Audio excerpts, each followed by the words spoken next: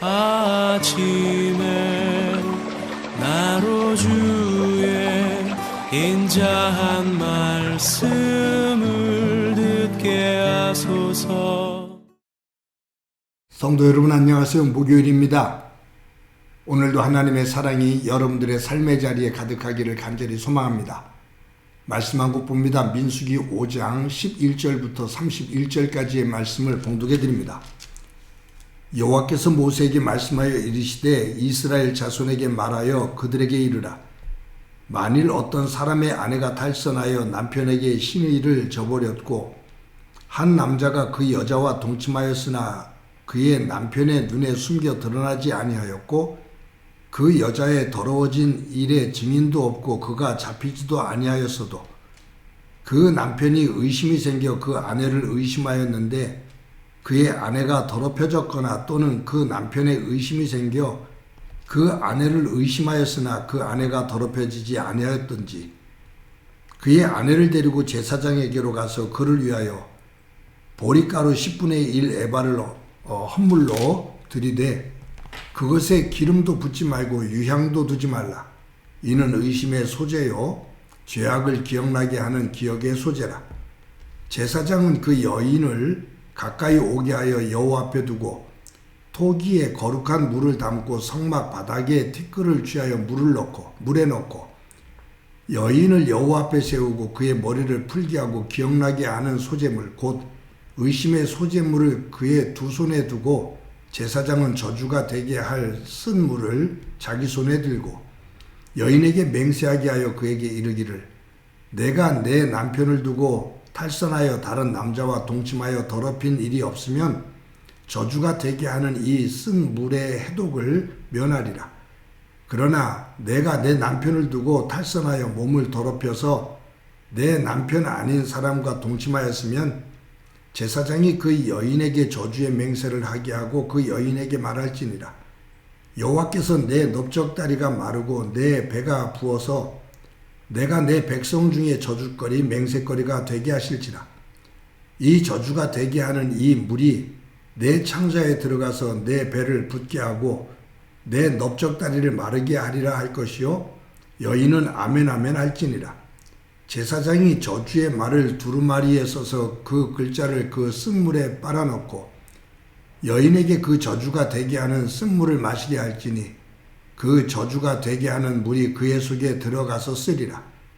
제사장이 먼저 그 여인의 손에서 의심의 소재물을 취하여 그 소재물을 여호와 앞에 흔들고 제단으로 가지고 가서 제사장은 그 소재물 중에서 한 움큼을 취하여 그 여자에게 기억나게 하는 소재물로 제단 위에 불사르고 그 후에 여인에게 그 물을 마시게 할지니라. 그 물을 마시게 한 후에 만일 여인이 몸을 더럽혀서 그 남편에게 범죄하였으면 그 저주가 되게 하는 물이 그의 속에 들어가서 쓰게 되어 그의 배가 부으며 그의 넓적다리가 마르리니 그 여인이 그 백성 중에서 저주거리가 될 것이니라. 그러나 여인이 더럽힌 일이 없고 정결하면 해를 받지 않고 임신하리라. 이는 의심의 법이니 아내가 그 남편을 두고 탈선하여 더럽힌 때나 또는 그 남편의 의심이 생겨서 자기 아내를 의심할 때에 여인을 여호와 앞에 두고 제사장이 이 법대로 행할 것이라. 남편은 무지할 것이요 여인은 죄가 있으면 당하리라. 아멘. 오늘 본문을 묵상하면서 제 머릿속에 떠오른 말씀이 있습니다. 그것이 뭐냐면 레위기 24장 말씀인데 19절부터 22절까지의 말씀을 제가 읽어드리겠습니다.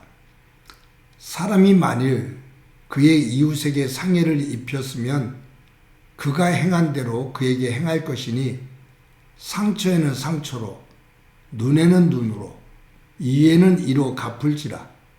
남에게 상해를 입힌 그대로 그에게 그렇게 할 것이며 짐승을 죽인 자는 그것을 물어 줄 것이요 사람을 죽인 자는 죽일지니 거류민에게든지 본토인에게든지 그 법을 동일하게 할 것은 나는 너희의 하나님 여호와이니라. 여러분, 하나님은 사랑의 하나님이시지요. 사랑의 하나님께서 오늘 본문에 보면 상처는 상처로, 눈은 눈으로, 이는 이로 갚으라 라고 말씀하십니다. 그러니까 만약에 누가 어떤 사람이 한 사람을 쳐서 한쪽 눈을 실명하게 되면 한쪽 눈을 실명하게 된 그 사람이 자기에게 그와 같은 아픔을 준 사람의 눈을 실명하게 만들어라 그 말이에요. 누군가가 너의 이를 두 개를 부러뜨렸으면 너도 그 사람의 이를 두 개를 부러뜨려라 그 말이에요. 이 말씀을 그대로 적용하면 하나님은 사랑의 하나님이신데 그냥 네가 아무리 큰 손해를 입었어도 용서를 하거라 라고 말씀하실 것 같은데 하나님은 그렇지를 않으셔요. 눈에는 눈으로, 이는 이로 갚으라 라고 말씀하셔요. 이 말씀이 무슨 의미일까? 라는 생각을 해보게 되죠. 고개를 갸우뚱하게 됩니다. 사랑의 하나님과 모순되는 내용인 것처럼 보여서요. 근데 어떤 분이 이 말씀을 읽으면서 하나님은 사랑의 하나님이시다 라고 말을 하면서 어떤 말을 하냐면, 어떻게 설명을 하냐면, 이 말씀은 사람들이 그 죄의 속성인 분노, 이 분노를 조절하지 못하는데 눈은 눈으로, 이는 이로 라고 말씀하시는 것은 분노를 조절하도록, 제어하도록, 절제하도록 하기 위함이다 라고 해석을 하더라고요. 저는 그 해석을 읽으면서 일리가 있다 라고 했습니다. 생각을 그렇게 했어요. 뭐냐 하면, 우리는 살다 보면 누군가에게 억울한 일을 당해요. 누군가에게 한 대를 맞아요. 그러면 복수심이 일어납니다. 분노가 일어납니다.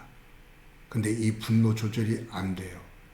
그러면 나는 한 대를 맞았으면 달려들어서 이리 와. 내가 너를 죽여버릴 거야 라고 말합니다. 그래서 내가 한 대를 맞았으면 그 사람을 죽기까지 두들겨 패야 직성이 풀려요. 이게 지금 우리 사회가 보여주고 있는 이 폭력의 문제예요.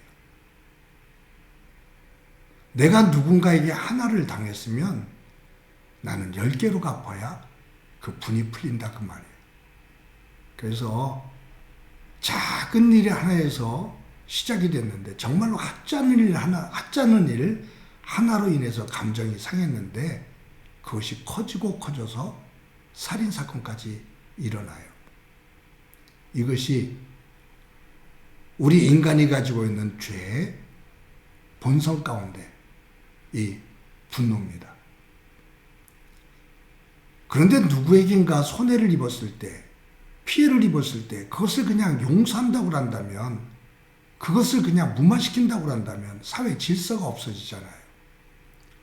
하나님은 어떤 방법을 통해서든지 간에 그 공동체의 질서를 만들어야 돼요. 하나님께서 여기서 눈은 눈으로, 이는 이로 라고 말씀하시는 것은 네가 받은 대로 그대로 갚아줘 라는 그 의미보다도 사람 속에 일어나는 이 분노를 제어하게 하는 거예요.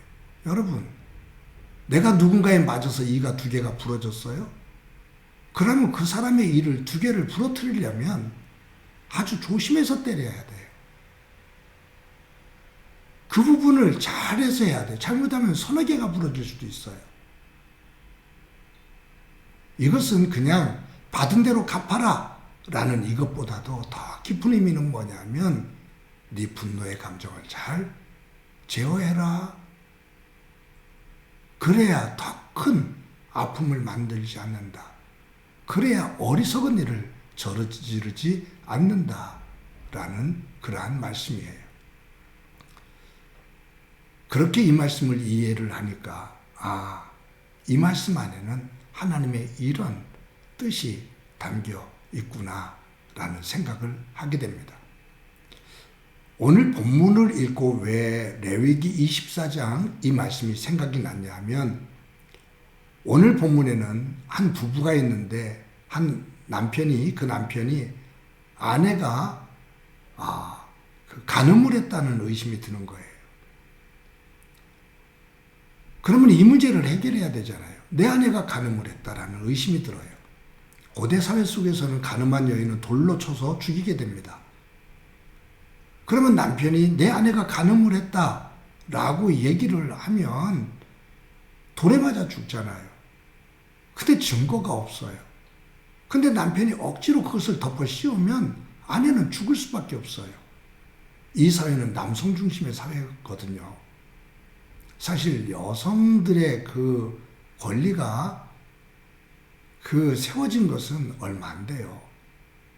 1900년 중반쯤 돼서야 투표권도 나오고 그래요. 그것은 인권이 높다는 서양에서도 마찬가지예요. 여성들의 인권이 신장된 것은 얼마 되지 않아요. 거의 2000년 동안 사실 여성들은 눌려 살았어요. 그런데 이 고대 사회 속에서 남편들이 어떻게 말하고 어떻게 그것을 처리하느냐에 따라서 아내들은 죽고 살아요. 그랬을 때 하나님께서 뭐라고 말씀하시냐 하면, 남편이 그런 의심을 하면 그 여인을 데리고 그냥 함부로 결정하지 말고 남편의 말만 듣지 말고 제사장에게 데려가라. 그러면 제사장은 오늘 본문에 나오는 이 말씀대로 하면 여인에게 해독할 수 있는 그 소재, 그것을 가지고서 티끌을 취해서, 성막에서 티끌을 취해서 그것을 물에 타서 그것을 여인에게 먹여라.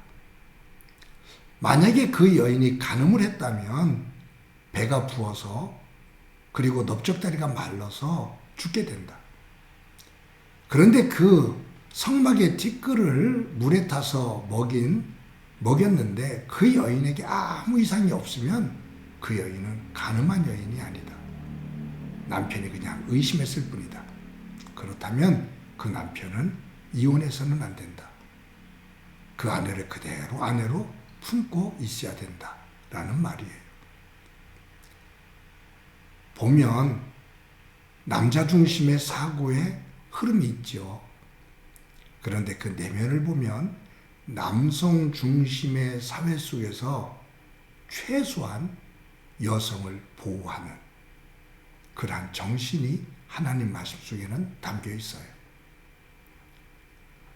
남성 중심의 사회 속에서 남성들이 하는 말과 남성들이 하는 결정이 곧 여인의 생과 사를 가르는 것이 된다면 하나님은 그렇게 하지 마라, 그렇게 결정하지 마라, 제사장에게 가고 제사장은 내가 너에게 명한 것처럼 그와 같은 성막의 티끌에 물을 먹여서 아무 문제가 없다면 그 여인은 정결한 여인이다. 남편에 의해서 함부로 죽이지 마라. 최소한의 아내의 생명을 보장하는, 보호하는 말씀이에요. 말씀을 어떻게 보느냐에 따라서 해석이 달라지죠. 근데 저는 믿어요. 우리 하나님은 약자를 보호하시는 하나님이셔요. 강자도 보호하시지만 그 강자와 약자 사이에서 약자에게 큰 허물이 없다면 하나님은 약자를 품으시면서 함께 살아가도록 세워가시는 하나님이셔요.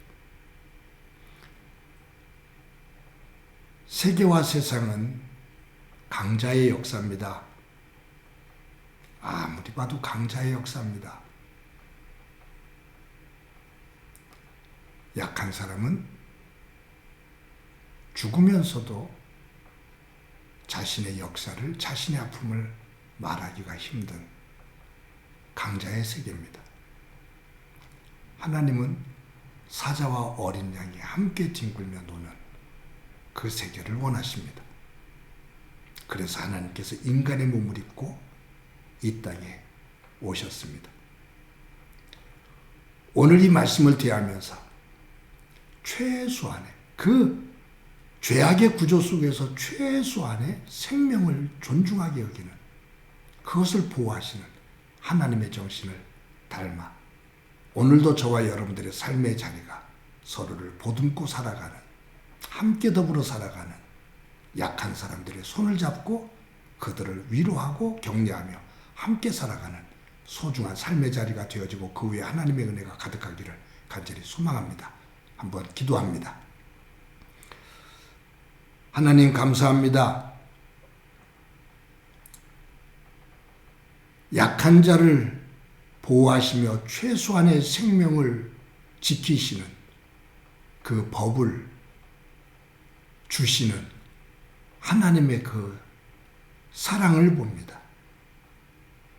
우리가 삶을 살아갈 때 주변에 있는 이들과 조화를 이루며 무엇보다도 약한 이들을 무시하고 또 억누르기보다 그들을 돕고 세우며 함께 더불어 살아가며 하나님의 나라를 일구어가는 저희들이 되도록 은총 베풀어 주옵소서. 우리의 가정과 우리의 교회와 우리의 사회 속에서 약한 자들이 위로를 받고 숨을 쉴 수 있는 그러한 공동체 되게 하옵소서. 예수님의 이름으로 기도드립니다. 아멘.